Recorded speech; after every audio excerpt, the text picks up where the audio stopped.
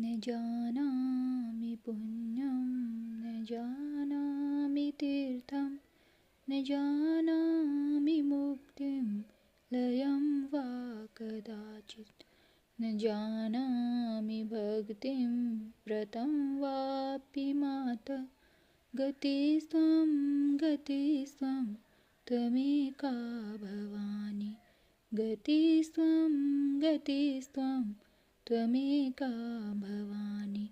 अर्थात हे भवानी माता, मैं न पुण्य जानता हूँ ना ही तीर्थों को, न मुक्ति का पता है न लय का। हे माँ भवानी, भक्ति और व्रत भी मुझे ज्ञान नहीं है। हे भवानी, एकमात्र तुम ही मेरी गति हो, अब केवल तुम ही मेरा सहारा हो। जय माता दी।